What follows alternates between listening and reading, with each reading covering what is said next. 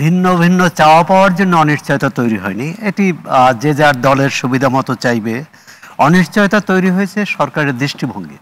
এমনকি আমার পূর্ববর্তী যে বক্তারা বলেছেন যে এই সরকারে অথর্ব, এই সরকার একেবারেই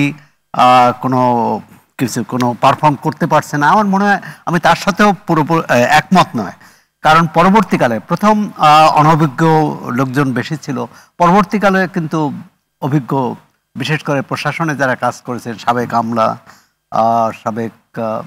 আমলা অর্থনীতিবিদ বিশেষজ্ঞ এদেরকে নেওয়া হয়েছে। কিন্তু সরকারের দৃষ্টিভঙ্গিগত পার্থক্যটা সমস্যা তৈরি করেছে। সেটা কেমন? আর দেখুন 3 দিন আগে যে আন্দোলন হলো, সে আন্দোলনের পরিপ্রেক্ষিতে 1 ঘন্টার সময়সীমা বেঁধে দেওয়ার পর কিন্তু সরকার ওই রাতেই সিদ্ধান্ত নিল এবং কথা ছিল যে সব রাজনৈতিক দলের সাথে আলাপ আলোচনা করে, আমি জানি না যে অপ্রকাশ্যে মানে আলোচনা করেছে কিনা, কিন্তু মানুষ দেখেছে যে তার রাস্তায় নেমেছে বলে। এবং তখনও কিন্তু ডিএমপির নোটিশ ছিল যে এখানে সভা সমাবেশ করা যাবে না।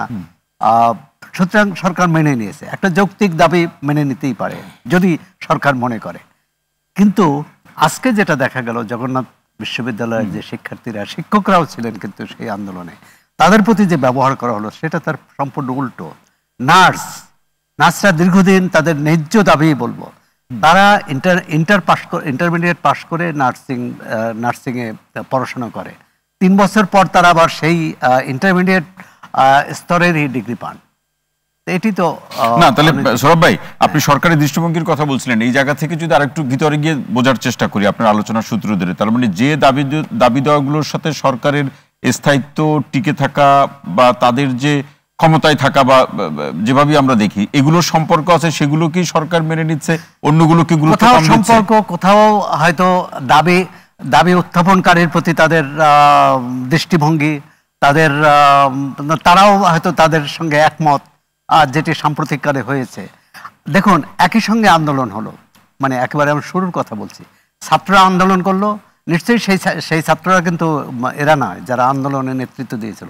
ছাত্র আন্দোলন করলো এইচএসসি পরীক্ষা বন্ধের দাবিতে।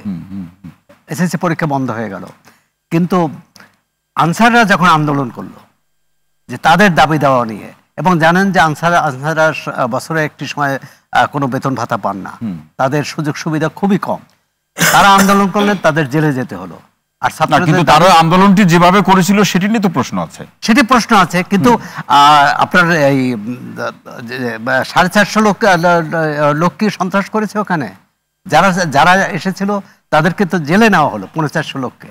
যার বিরুদ্ধে প্রমাণ আছে, তথ্য প্রমাণ আছে, তাকে জেলে নেন। এবং সেই আনসারদের কি অবস্থা, সেই মামলার কি অবস্থা আমরা জানি না।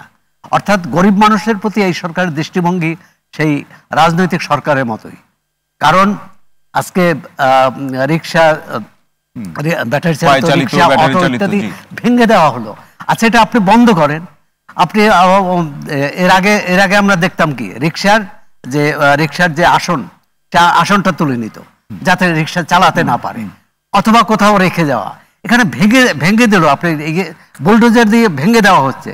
তার মানে গরিব মানুষের প্রতি দৃষ্টিভঙ্গিটা কি? এই সরকার এসেছিল বৈষম্য বিরোধী আন্দোলনের মধ্য দিয়ে, আর সরকার প্রতিটি ক্ষেত্রে বৈষম্য করছে। ধন্যবাদ। এটি একটি বড় সমস্যা।